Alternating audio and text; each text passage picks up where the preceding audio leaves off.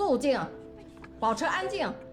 你是说你吸毒和被告人侮辱有关系？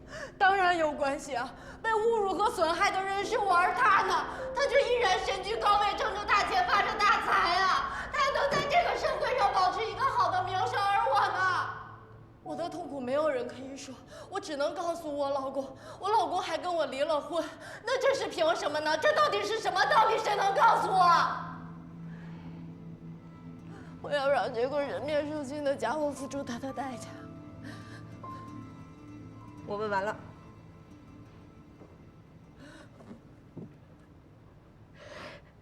我看他坚持不了多久了，咱们抓紧时间吧。被告代理人，你有什么需要询问证人的吗？有。证人夏琳琳，你刚刚所说的一切都是事实吗？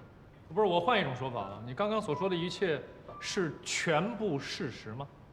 他什么意思？是的，夏琳琳没有瞒着咱们的事情吧？你被被告性骚扰，然后失去了自己的工作，失去了家庭婚姻，还吸了毒，去了戒毒所。哎，真的是闻者伤心，听者落泪。审判长，被告代理人，问问题不要评价。夏琳琳，这被告除了对你进行了性骚扰，他还做过什么其他的事情吗？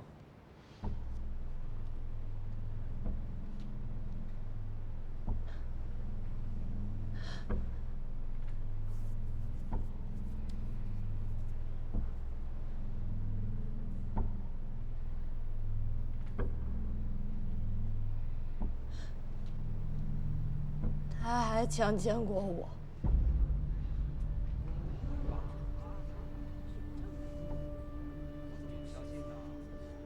这被告代理人怎么问的？问出对当事人不利的证据。因为他知道没办法证明啊。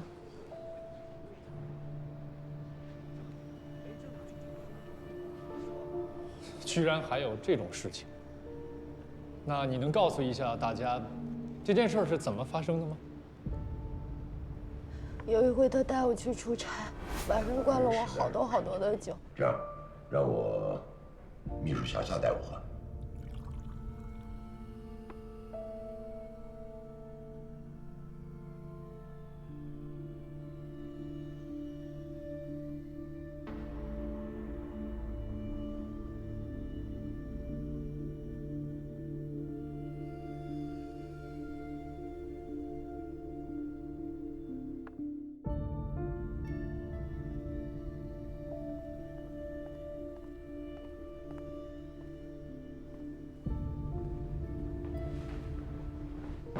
然后就非得把我往他房间拉进去，我不愿意进去，然后他非要拉我进去。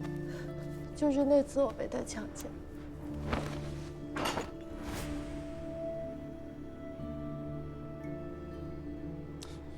是强奸啊，还是两个人自愿发生了性关系啊？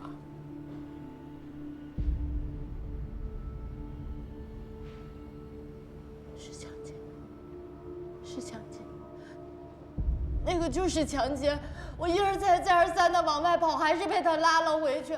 我那么求他，他根本就不听我的，我跟他打我也打不过他，那怎么就不是强奸呢？可是没有证据能证明他强奸了你。可他就是强奸，他就是强奸啊！审判长，夏琳琳曾对代理人哭诉，杨伟达曾对她实施强奸，是导致她婚姻破裂的最重要的原因，但其陈述的事实可能涉及刑事犯罪。且夏琳琳并非本案当事人，我们就没有在法庭上提及，否则我们就不会坐在民事法庭上。所以，与本案没有关系的证据，本人建议法庭不予质证。审判长，强奸是比性骚扰更为严重的指控。我现在质疑的就是证人证词的可靠性和客观性。我的质证和本案有非常大的关联。被告代理人，你可以继续发问。再拖下去就麻烦了，没有人性的东西。对不起了，对不起了。夏琳琳，经过几次戒毒所啊？3次。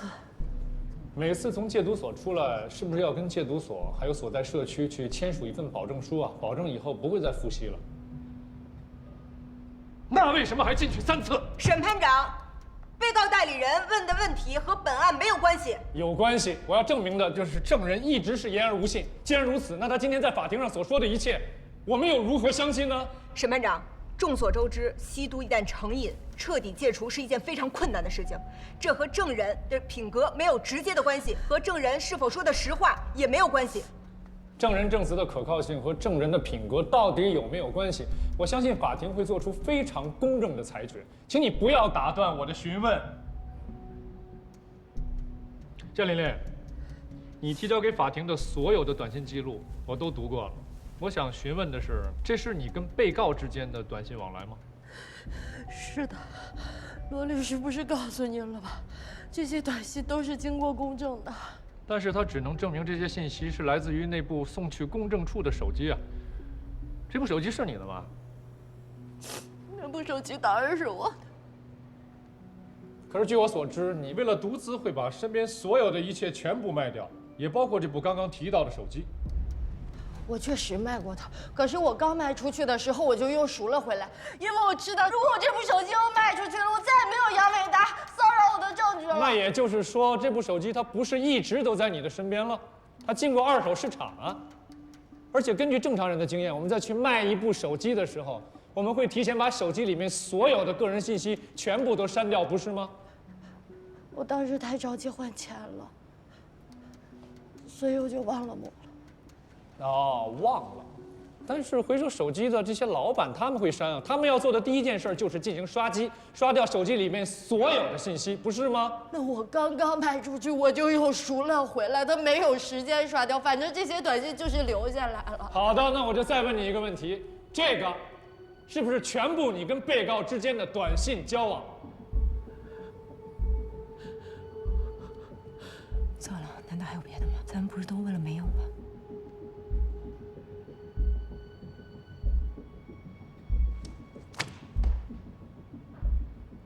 审判长，我方有新的证据要提供给法庭。审判长，举证期限已届满。原告代理人，是你一直强调要让新的证人出庭作证。根据最高人民法院关于适用中华人民共和国民事诉讼法的规定，第99条第3款，申请提供反驳证据，不受在前确定的举证期限的限制。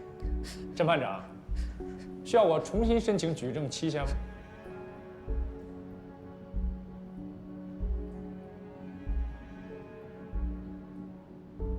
同意当庭提交。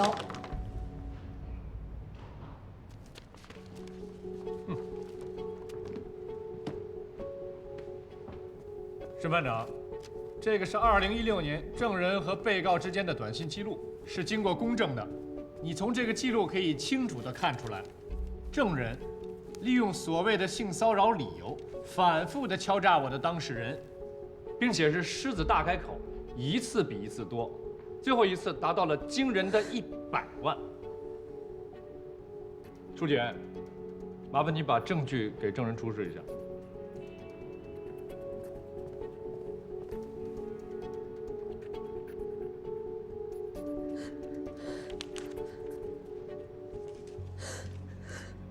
证人，这些短信是你发的吧？是。杨伟达强奸我以后，他骗我说，他跟他妻子关系并不和，会离婚来娶我的，然后骗我一而再再而三的和他发生关系。可后来我发现他根本就不会来娶我，还把我从公司开除了。我就是想找他要一点精神损失费。审判长，被告方拿出的这些证据，恰恰可以证明被告以谎言欺骗证人和他保持不正当的性关系。在发生性关系之前，被告曾经对证人进行了长期的性骚扰。不对。这些短信记录最多只能证明他们2个发生过性关系，而在发生性关系之前，到底是谁骚扰谁，谁诱惑谁，谁勾引谁，这还说不准了吧？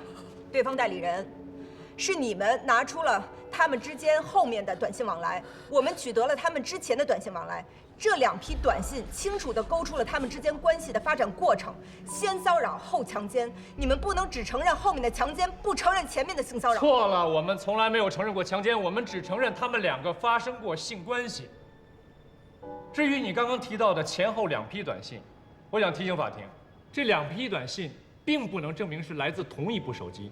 就像我刚刚质疑的一样，证人的手机是经过2手市场的，而且呢，我们也去通讯公司查过，对方提供的这些短信是没有原始记录的，而我们提供的这些是有原始记录的。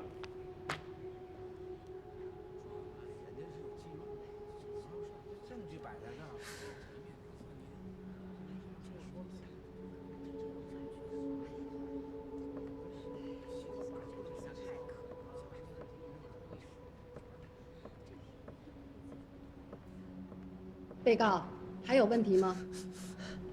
有。审判长，被告杨伟达先生他不是一个完人，他没有经受住勾引、诱惑，和证人发生了性关系，这是他不对。但是他当即向自己的太太承认了自己的错误，也获得了自己太太的谅解。我们再反观证人，他居心叵测地去勾引杨伟达先生，并一次次地勒索他，先后从杨伟达先生那儿得到了25万，这些钱全部被他用来吸毒挥霍掉了。事实上，证人的行为已经构成了敲诈勒索罪。如果不是因为杨伟达先生宽宏大量、不计前嫌的话，早就报警处理了。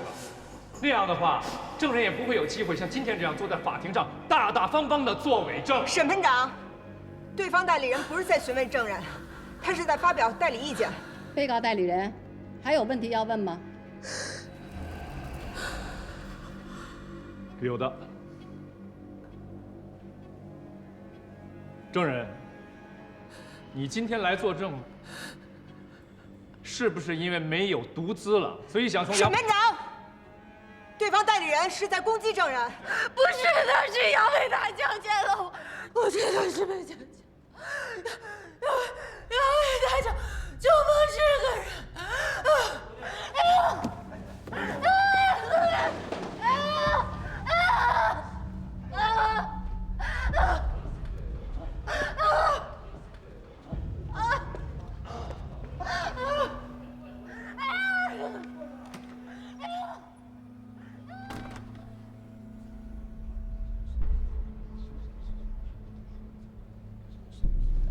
好戏。本院认为，没有足够的证据能够证明原告所称的性骚扰存在，因此，本庭宣布依法判决驳回原告的诉讼请求，案件受理费500元由原告承担。休庭。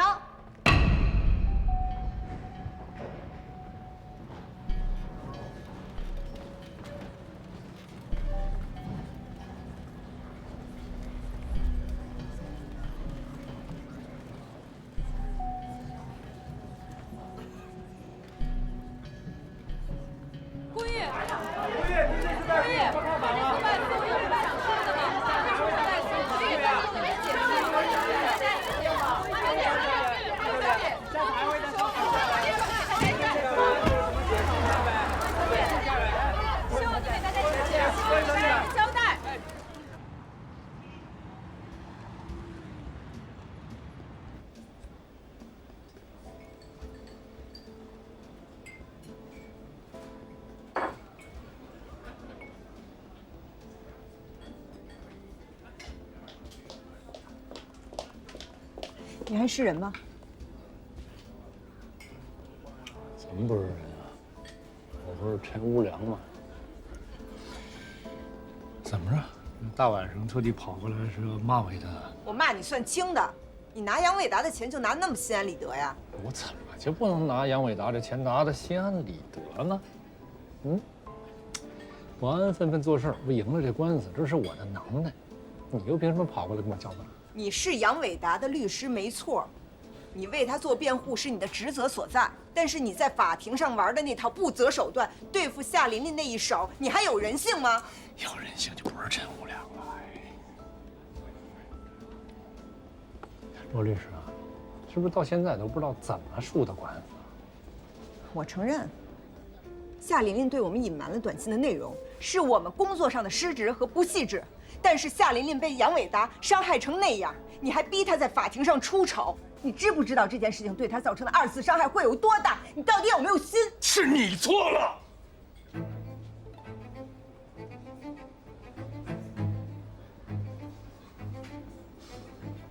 夏琳琳，他是你找来的证人，他不是当事人。你的当事人的名字叫郭玉，你最应该考量的是郭玉的利益。夏琳琳很可怜，我承认，又怎么样？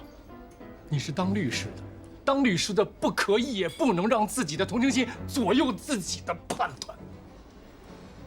夏琳琳，他隐瞒了所有对他不利的短信内容，这是人性，可以理解。但你呢？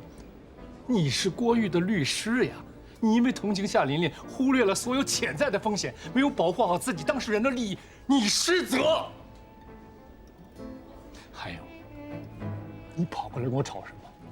吵什么？你有吵的这功夫，你不如去劝郭玉，让他去上诉。你觉得杨伟达有罪可以呀，他该死，拿出你的能量来，找到证据钉死他，而不是跑到这儿来跟我找寻正义的存在感。还有，你不是叫我陈无良吗？那我还真就无良了。我还有很多的手段没用呢。你想要正义是吧？先把那些业余泛滥的同情心扔一边去，你赢了我再说。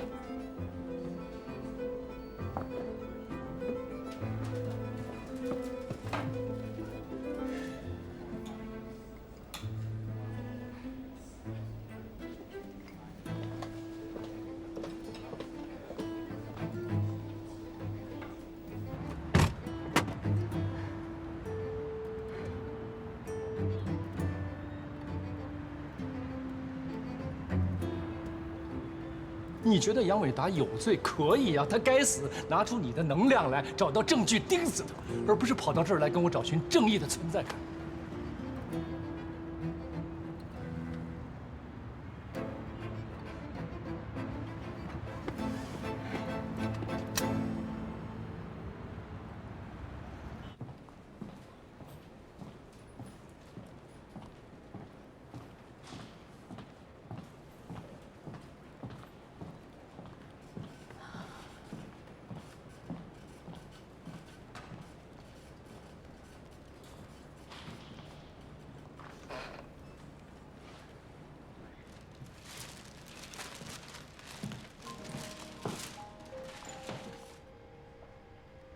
陈硕说的对，我们确实是因为夏琳琳的证据失去了判断，没有做出对郭玉最有利的选择。哎呦，我这还特意跑去骂了一顿陈无良，你说我反杀，哎，妥妥的反杀。我当时被他怼得哑口无言呢，恨不得就找一地缝自己钻进得了。我不是就等于输不起吗？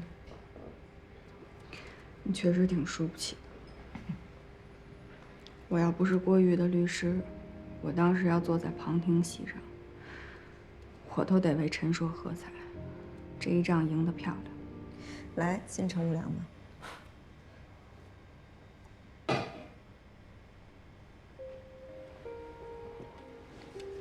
也不知道郭玉现在怎么样。今天晚上他肯定也不好受。唉，我希望他能比咱们坚强点吧。为什么一定要让他坚强呢？是我们无能，错又不在他。你说他还会上诉吗？应该不会吧？这官司都打成这样，也没必要。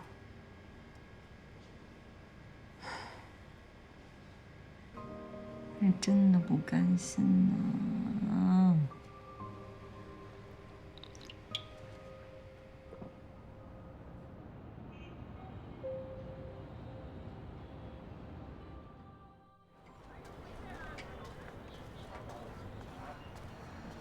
来了！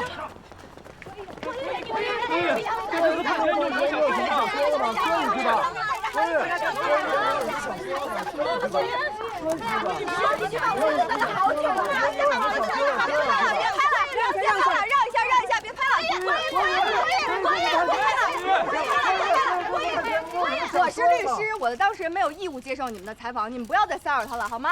郭宇，你不要下个郭宇，郭宇，下个郭宇。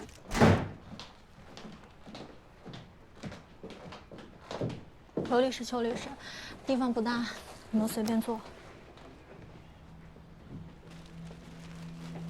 郭宇，你这是要收拾收拾东西，准备回老家。你是打算放弃了？我输了。郭宇，其实我们还有上诉的机会的。罗律师、邱律师，谢谢你们为我所做的一切。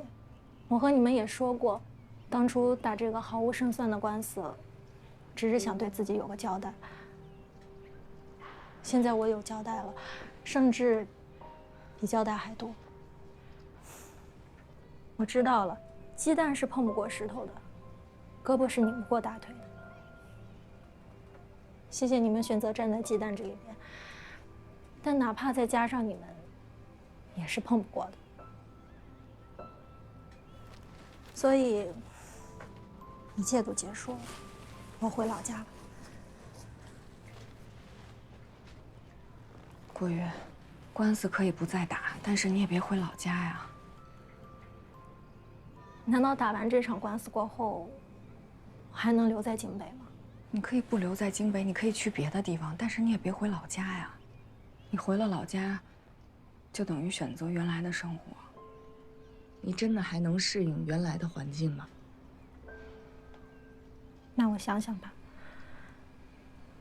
罗律师、邱律师，谢谢你们。那郭宇，你再好好想想，如果有什么想法，你可以随时联系我们。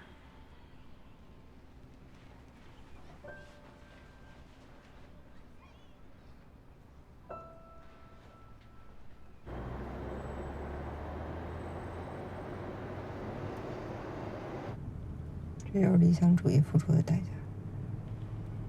秋华，这事儿怪我，你一向比我实际，是我拖累了你。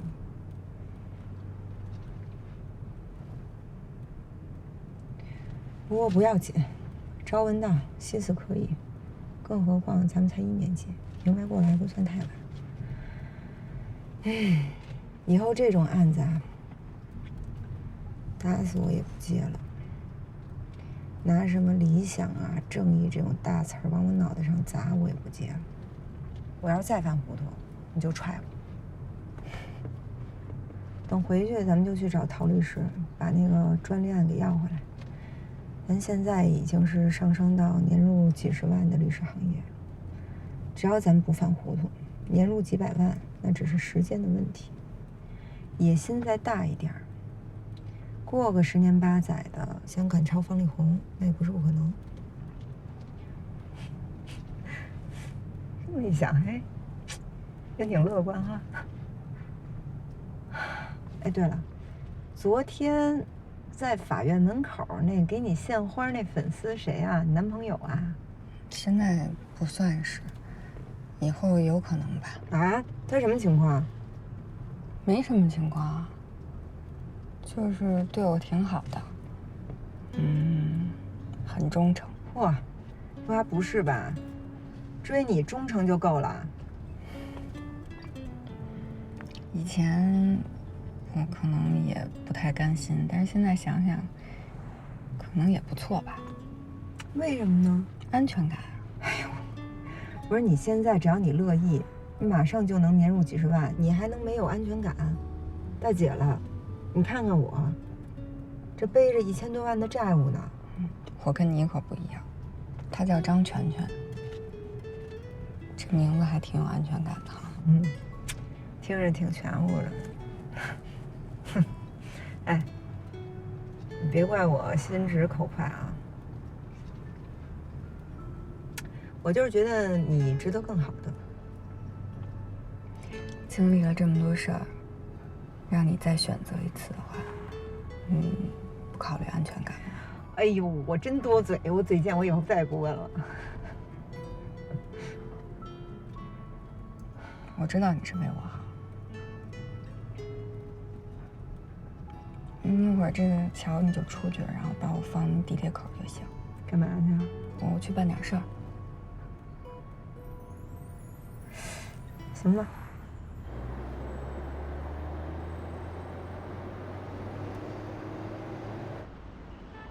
当初我就不同意接这个案子，结果怎么样？居然弄一个瘾君子到法庭上作证，让咱们所成了法律界的笑话，对我们所的声誉造成多坏的影响啊！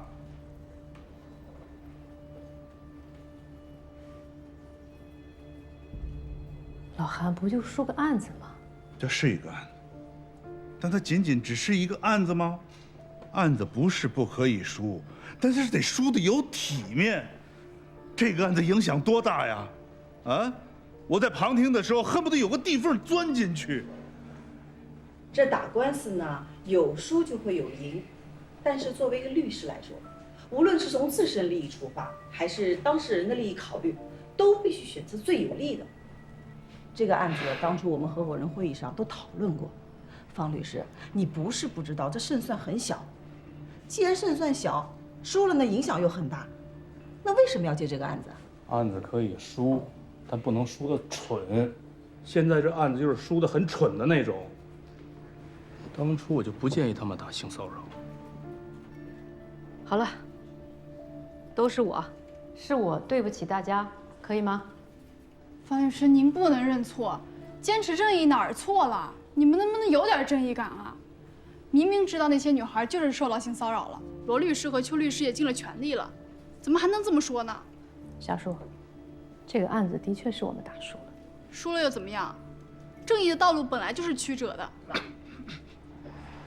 电视剧看多了。你才电视剧看多了呢。哼，在法庭上罗云子他们出状况的时候，我看笑的最开心的就是你吧？自己的人打输了，怎么那么高兴呢？啊！我看你就是巴不得咱们律所出丑。你怎么冲我来了？我哪儿高兴了？别以为我没看见，你嘴角都咧到耳根了。我真看不起你这种人。方律师，你不能认错，你没错。夏叔，大家在做工作总结，案子输了，经验教训要汲取。坐下。真对你们失望。夏叔，夏叔，别介意啊，这孩子还是没长大，太年轻。还没长大，你让他当合伙人呢？老韩，你说这个话什么意思啊？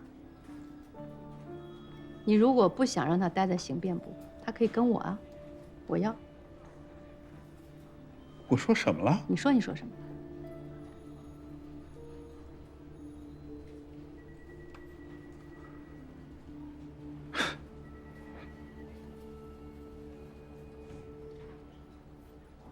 官司是输了，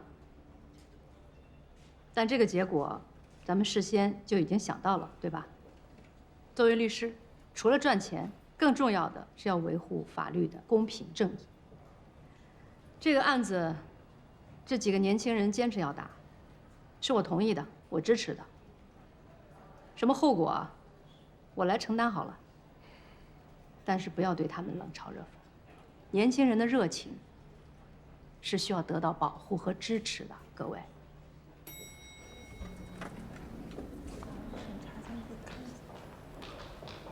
罗律师、方律师让您回来到他那儿去一趟。啊，好，谢谢。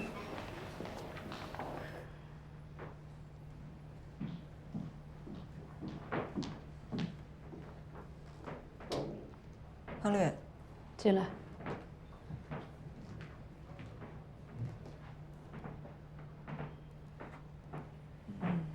您找我有什么要跟我说的吗？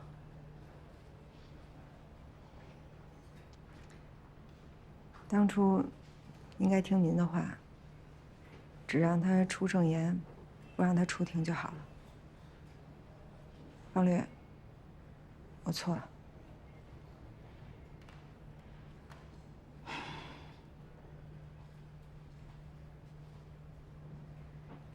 知道错了就好。这事儿已经过去了，以后还是该干什么就干什么，啊。可是我心里还是不服气。毕竟这件事情大家都知道它发生过，对吧？还嫌丢人丢得不够大呀？这件事儿已经过去了，不要再提了。就算当事人他再找回来，你也不要趁这个茬儿，明白吗？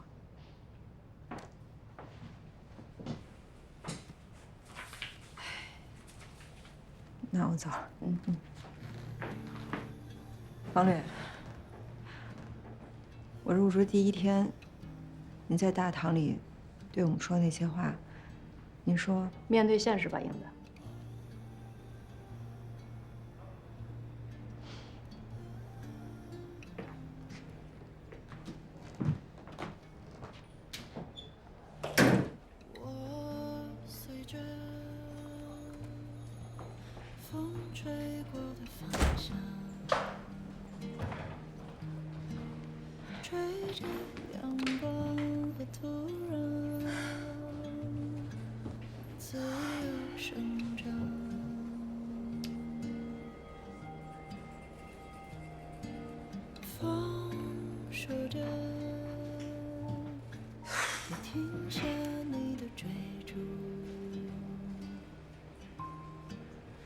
哎，秋华，你在哪儿啊？那接下来的事儿，咱们俩商量商量呗。英子，我在外面有事儿，我晚点回去再跟你说啊。不好意思啊，田女士，您之前一直在杨总的公司吗？哦，我之前在别的部门，刚调到杨总的办公室不久。姑父，路上没堵车吧？还行。杨太太您好。不用叫我杨太太，我姓田，叫我田总就好。请坐吧。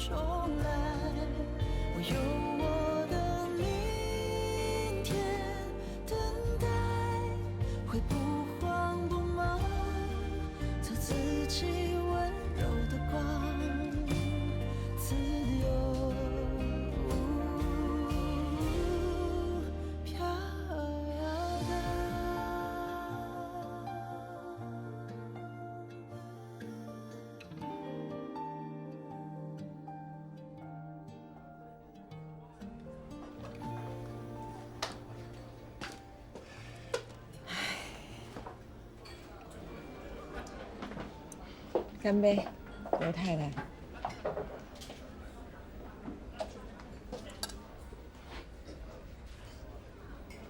你吓死我了！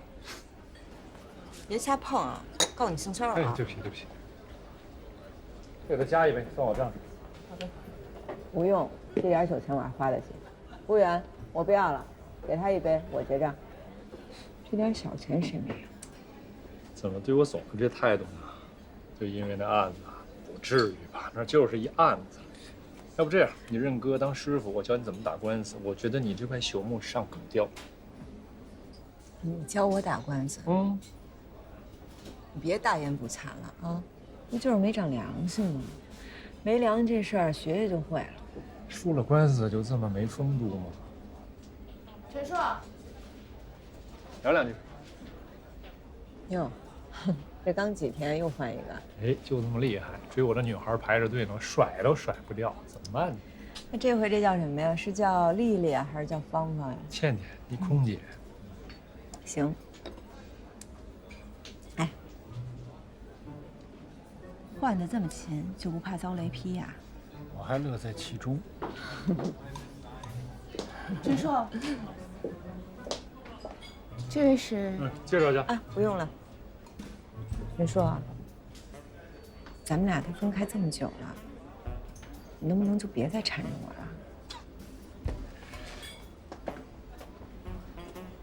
倩倩，再见。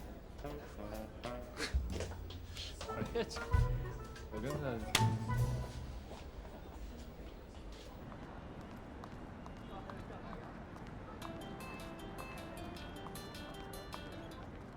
喂，秋华。喂，英子，你在哪儿呢？你赶快回来，我有事儿跟你说。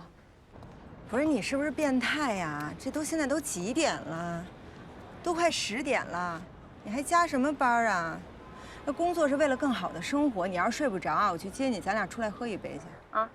你马上回来吧，我就在办公室等你，啊！快快快！真有病。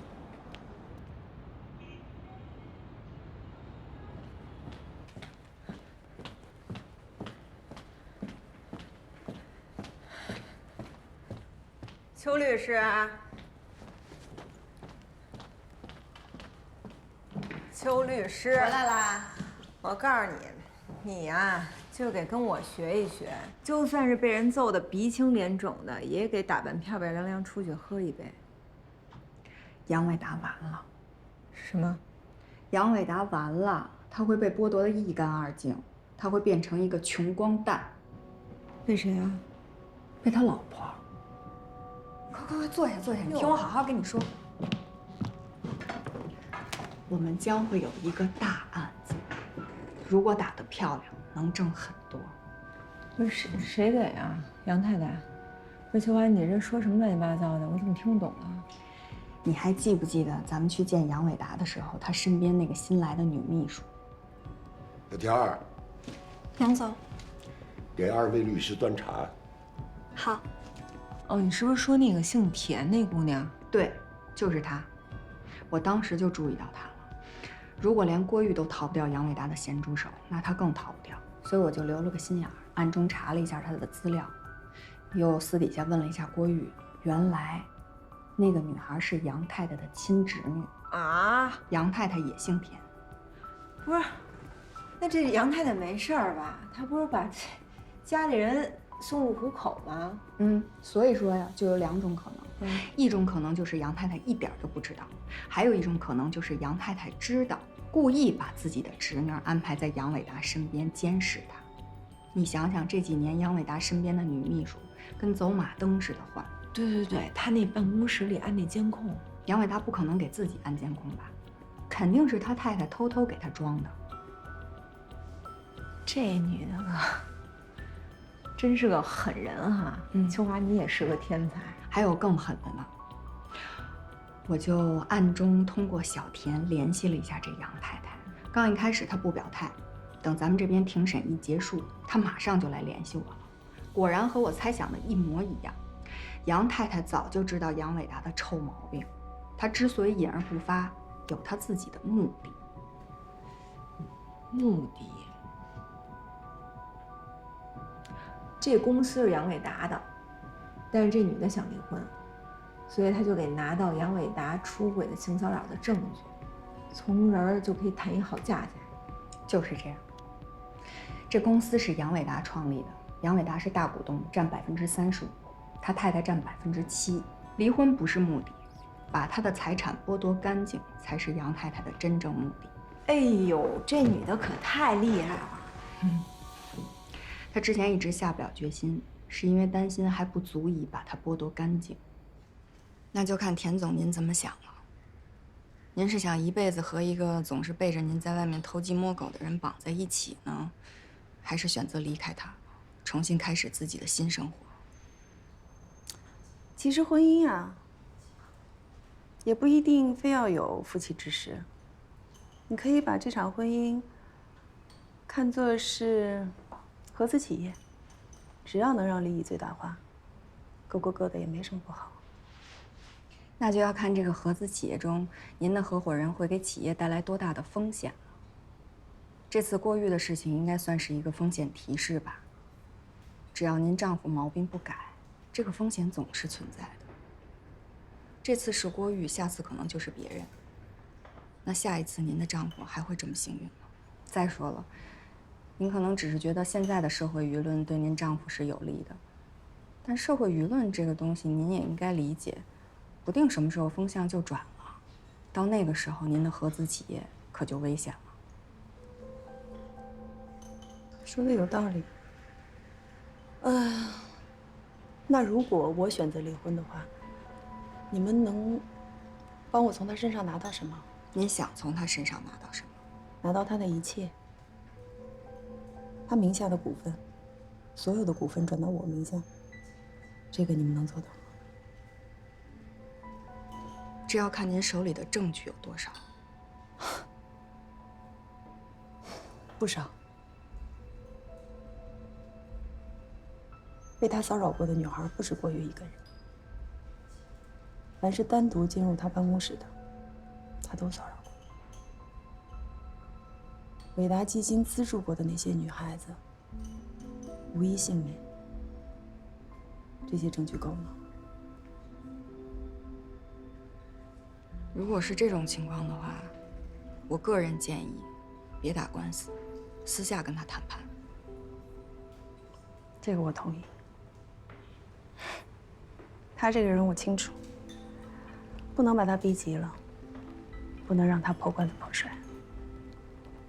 他要么保名，要么保钱，而我想要什么，你最清楚了。现在，所以我们只能和他私下谈判，拿着这些证据，逼他放弃股权，逼他净身出户。你很厉害，田总，您更厉害。愿意接我的案子吗？当然。你的代理费想要多少？100万。胃口不小。